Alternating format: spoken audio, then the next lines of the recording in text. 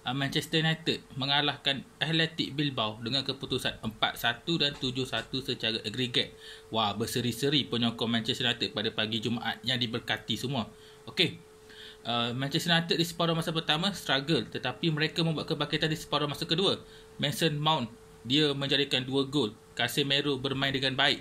Yang paling penting, Leny Yoro dia banyak buat progressive passes dan juga dia banyak membuat serangan daripada bawah. Dan bagi aku separuh masa kedua Manchester United bermain dengan impresif dan bagus.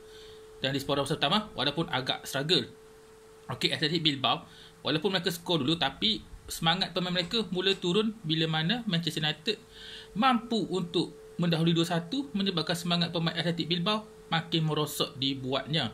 Macam result exam korang yang menunjukkan kemerosotan. Okey. Seterusnya Manchester United menang 4-1 dan secara agregatnya 7-1 dan mara ke final. Okey, Tottenham Hotspur pula menewaskan Bodo Glimt dengan 2-0 dan dari segi agregatnya 5-1. Okey, Tottenham Hotspur mara ke final Liga Eropah dan akan bertemu dengan Manchester United.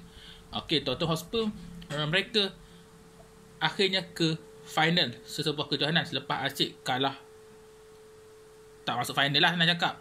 Okey, satu prestasi yang okey lah untuk Tottenham Hotspur dan mereka akan bertemu dengan Manchester United. Aku pun tak tahu nak cakap apa sebab aku tak tengok game ni. Aku tengok game MU lah. Okey.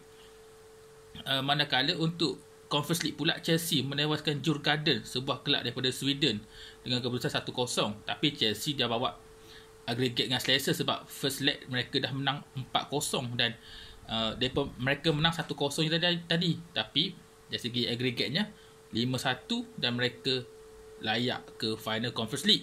Kalau Chelsea menang Conference League, maka Chelsea akan menjadi kelab tunggal di Eropah yang memenangi 3 kejuaraan utama di Eropah, iaitu Europa League, Champions League dan juga Conference League. Tu kalau dia menang lah. Kalau dia menang. Okey. Chelsea mereka manfaatkan peluang lah. Walaupun menang tipis tapi yang penting ke final. Real Betis dan Fiorentina seri 2 sama, tapi dari segi agregat Real Betis menang 4-3. Game ni diheret ke extra time sebab Fiorentina mendahului 2-1 dan tingkat agregat sama. Dan game ni diheret ke extra time, Real Betis menangkan gol di extra time, seri 2 sama, tapi Real Betis menang segi agregat 4-3.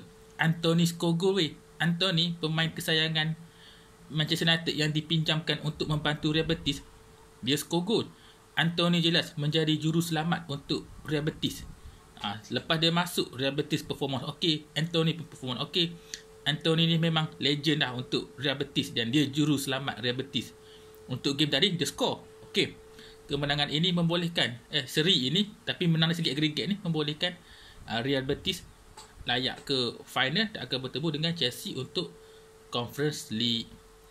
Okey, itu je lah recap kita untuk pagi ni. Kalau untuk UCL aku tak bagi recap sebab aku dah buat dah 2 recap tu. Cuba tengok kat shot aku tu ada recap tu situ.